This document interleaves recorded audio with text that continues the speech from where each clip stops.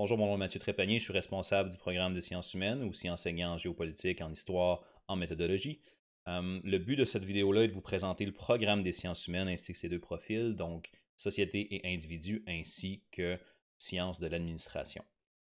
Donc le programme en bref, les sciences humaines, c'est comprendre l'humain au travers d'un éventail de disciplines, la psychologie, l'histoire, la sociologie, l'anthropologie, la science politique et l'économie. Donc ça, c'est les grandes disciplines qui sont les disciplines vedettes, si je peux dire, du programme en sciences humaines.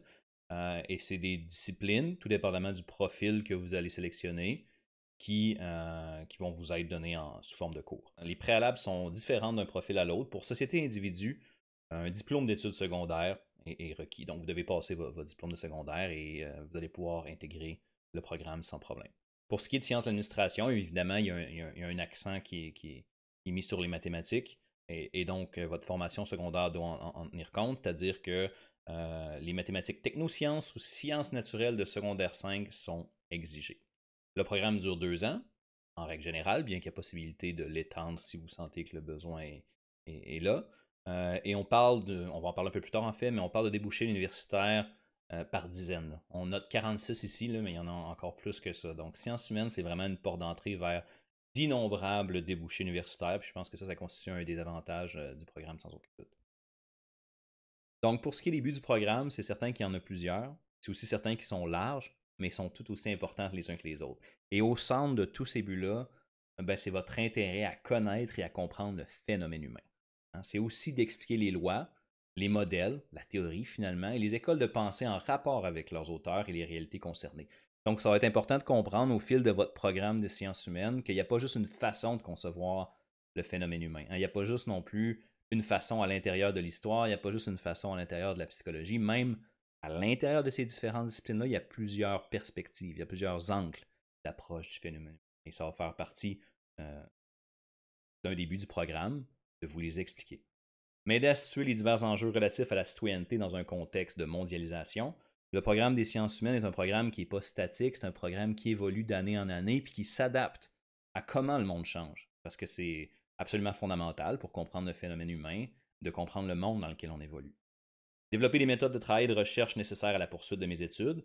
Donc, pour appliquer tout ça, c'est certain qu'il faut savoir comment travailler, comment faire une recherche, comment l'écrire, mais comment aussi aller chercher les informations dans une bibliothèque. Et donc, de développer ces méthodes-là est un but très, très important, mais qui va aussi vous servir pour l'université, parce que les méthodes de travail exigées sont nombreuses et rigoureuses.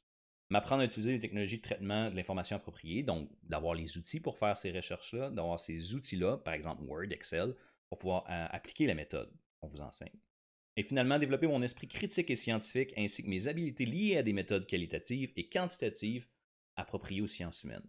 Donc, de développer un esprit critique aujourd'hui plus que jamais est absolument fondamental. Et ça, ben, c'est un but très important, encore une fois, du programme, parce qu'on veut vous doter d'un appareil critique. Et donc, quand on consulte les médias, que ce soit les médias sociaux, que ce soit la télévision, le journal, etc., eh bien, il faut savoir faire la part des choses.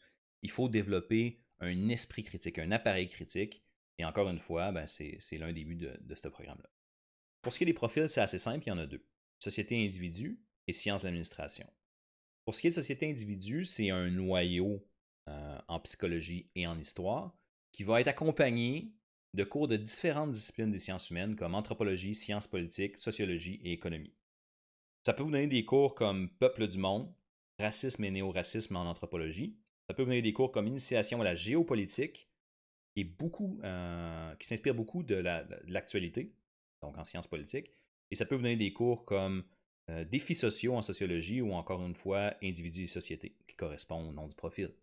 Donc, c'est vraiment un profil qui vous permet de comprendre, de s'intéresser au phénomène humain en s'appuyant sur une grande variété de disciplines des sciences humaines. Pour ce qui est de sciences d'administration, évidemment, il y a un angle d'approche, une perspective qui est un peu plus pratique, un peu plus cartésienne, avec des disciplines comme marketing, entreprise ou encore management. Mais il demeure quand même qu'il y a un noyau de sciences humaines comme psychologie et histoire. Donc, deux profils qui sont certainement différents, mais qui ont ce tronc commun-là en psychologie et en histoire. Ici, vous pouvez voir des exemples d'horaires pour une première session pour les deux profils, donc société individu et sciences de l'administration à droite. Évidemment, vous allez voir des cours dans ces grilles-là qui correspondent à la formation générale, donc des cours par exemple en philosophie, en éducation physique, en français ou en anglais que vous allez avoir, peu importe le programme que vous choisissez. Mais au-delà de ça, vous avez des cours qui sont spécifiques aux différents profils. On peut le voir ici par exemple dans le tableau de gauche avec Initiation à la psychologie, Initiation à l'histoire de la civilisation occidentale, Peuple du monde, culture et développement, Initiation à la géopolitique. Même principe pour sciences de l'administration à droite, avec des cours comme calcul différentiel, calcul 1, mais aussi le noyau dont je vous parlais avec initiation à l'histoire de la civilisation occidentale, par exemple. À un certain point, vous allez terminer votre deck et à un certain point, vous allez à l'université. L'une des questions qui est populaire avant la sélection du programme, mais aussi pendant le programme en sciences humaines, ben, c'est quelles sont les possibilités, quels sont les débouchés universitaires. Il y en a plusieurs. Comme je vous l'ai dit en début de présentation, il y en a des dizaines. Et la liste que vous voyez là, elle n'est pas exhaustive. Ça veut dire qu'il y a encore d'autres possibilités qui ne sont pas écrites. Mais j'insiste sur le fait que ça vous donne des choix qui sont nombreux, mais aussi différents les uns que les autres. Hein. On parle d'activité physique, comme on parle de psychoéducation, de récréologie, de sexologie, mais aussi de journalisme, de mathématiques, de sciences comptables, etc., etc. Donc, l'idée est que sciences humaines vous ouvre énormément de portes. Vous allez explorer différentes disciplines qui vont vous permettre de un peu identifier ce que vous préférez, d'identifier vos intérêts.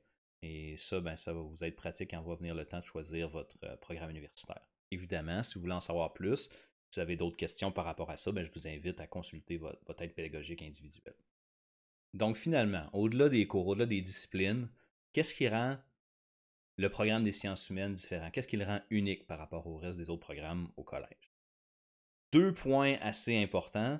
Le premier, c'est le Centre des sciences humaines.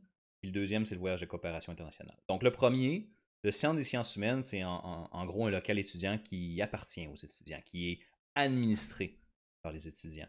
C'est un lieu d'études, mais c'est aussi un lieu de récréation, c'est-à-dire un endroit où on organise des événements que les étudiants veulent organiser. Et ça, ben, d'avoir cet espace-là qui appartient aux étudiants de sciences humaines, puis à personne d'autre, c'est quelque chose d'assez unique. Il y a d'autres programmes qui s'en sont inspirés, mais on ose croire que ce qu'on offre est encore une fois unique et certainement très intéressant. Donc, on a organisé, à titre d'exemple, des compétitions de jeux vidéo avec prix. On a organisé des dîners, pizzas, des soirées, des quiz. Mais il y a aussi des gens, comme je le mentionnais, qui viennent tout simplement étudier pour leur examen, qui viennent s'entraider. Puis les professeurs aussi font leur tour, de temps à autre pour vous voir. Pour ce qui est du voyage de coopération internationale, c'est sûr que là, il faut mettre un petit bémol avec le coronavirus. Mais il en demeure pas moins qu'on est allé au Guatemala. Il y a de ça, pas l'année dernière, mais celle d'avant.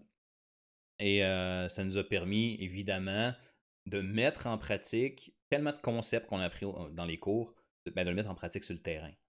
Ça nous a permis d'être en immersion dans une culture très différente de la nôtre. Dans ce cas-là, on est allé au Guatemala. Ça nous a permis de travailler, ça nous a permis de rencontrer des gens.